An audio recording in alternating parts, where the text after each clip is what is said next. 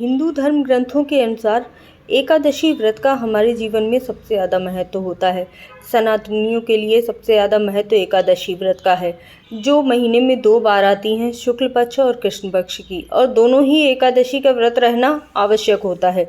कोई भी हो, स्त्री पुरुष बच्चे कोई भी, सभी एकादशी का व्रत रह सकते हैं। वैशाख मास की एकादशी का सबसे ज़्यादा महत्व दान के लिए और वृक्षों की पूजा के लिए माना जाता है, क्योंकि देखिए गर्मियाँ चल रही हैं, इस समय हर पौधे का ध्यान रखना बहुत ही ज़रूरी होता है और दान देना भी बहुत ज़रूरी होता है। इस बार वैशाख मास में जो शुक्ल पक्षी की एकादशी होगी वह मोहिनी एकादशी होगी। पौराणिक मान्यताओं की माने तो समुद्र मंथन के दौरान भगवान विष्णु ने ही मोहिनी रूप धारण किया था। वह अप्सरा बनकर आई थी, इतनी सुंदर लग रही थी कि श्री हरि के मोहिनी रूप को देखकर भगवान शिव भी उन पर मोहित हो गए थे। इस एकादशी में श्री हरि विष्णु के इसी मोहिनी रूप की पूजा की जाएगी। मोहिनी रूप का ध्यान करते हुए चैनल को सब्सक्राइब कर लीजिए और कमेंट में जय श्री हरि विष्णु जरूर लिखिएगा। बहुत ही अच्छा लगता है जब आप भी भगवान का नाम लेते हैं। सनातनियों को भगवान का नाम लेते रहना चाहिए।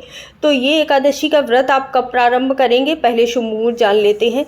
18 मई को सुबह 11:22 पर शुरू हो जाएगी एकादशी और 19 मई को दोपहर 1:50 पर रहने वाली है। मोहिनी एकादशी का पारण 20 मई को सुबह 5:28 से लेकर सुबह 8:12 तक आप कर सकते हैं। ये एकादशी इसीलिए भी विशेष मानी जा रही है क्योंकि इस समय सर्वार्थ सिद्धि योग, अमृत सिद्धि योग, राजभंग योग और लक्ष्मी नारायण योग का निर्माण हो रहा है। अतः इस एकादशी के समय आप जो भी उपाय करेंगे, जो भी ध्यान करेंगे, श्री हरि विष्णु के नामों का जाप करेंगे, मंत्र जाप करेंगे, उनका फल आपको 4 गुना से भी ज़्यादा प्राप्त होगा। अब आपको किसी भी पूजा को प्रारंभ करने से पहले उसके नियम, कुछ विशेष उपाय अवश्य करने चाहिए और पूजन विधि तरीके से करनी चाहिए, जिससे कि आपको पूरा फल प्राप्त हो। एकादशी के व्रत में सूर्योदय से पहले उठ जाना बहुत ही ज़रूरी होता है।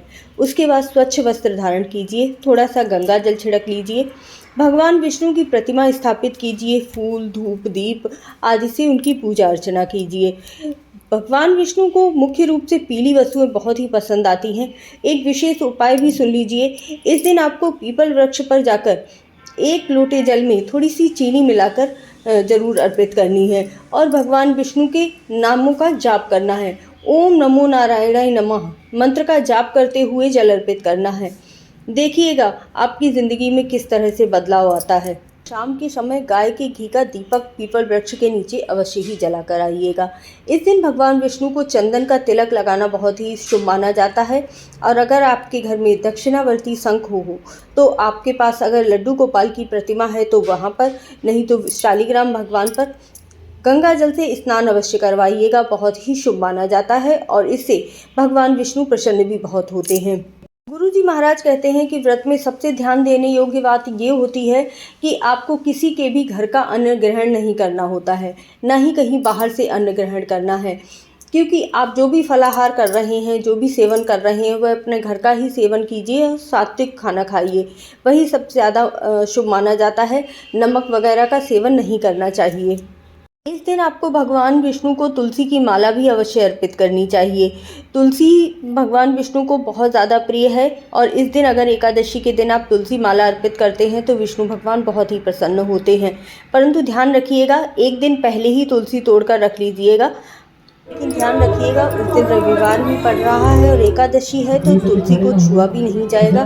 बहुत ही ज़्यादा अशुभ माना जाता है रविवार के दिन तुलसी को छूना और एकादशी व्रत के दिन छूना, इसीलिए एक दिन पहले ही तुलसी को तोड़ लीजिएगा। ध्यान रखिएगा। यदि आप उस दिन धन संबंधी किसी भी समस्या से जूझ रहे हैं और आप कोई उपाय करना चाहते हैं तो एक छोटा सा उपाय अवश्य कर लीजिएगा। अभी तक मेरे चैनल को सब्सक्राइब नहीं किया है तो ज़रूर कर लीजिए। आपका एक कमेंट, एक प्यार मेरे लिए बहुत ही ज़्यादा मायने रखता है।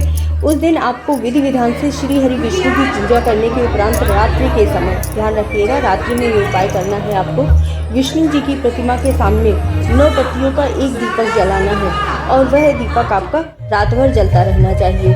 ऐसा करने से आपके घर में जो भी धन संबंधी समस्याएं होंगी वह समाप्त हो जाएंगी, सुख समृद्धि का वास हो जाएगा। गुरुजी महाराज कहते हैं कि कोई भी व्रत तभी पूर्ण होता है जब आप कोई अनुचित आचरण नहीं करते हैं, अर्थात आपको मिथ्या भाषण नहीं करना है, जितना हो सके उतना ही कम बोलिए। किसी की बुराई नहीं करनी है, क्रोध नहीं करना है। ध्यान रखिएगा, गुरुजी महाराज कहते हैं कि कोई भी व्रत तभी पूर्ण होता है जब उसका पारण भी सही तरीके से किया जाता है। अतः आपको पारण भी सही समय पर और शुभ समय पर कर लेना है। उस दिन चावल को खाना बहुत ही शुभ माना जाता है, द्वादशी के दिन, और चावलों का दान करना भी शुभ माना जाता है। वैशाख मास चल रहा है, इसीलिए घड़े में जल भरकर दान कीजिएगा। खरबूजा, आम, जो भी फल आ रहे हैं उन्हें दान कीजिएगा।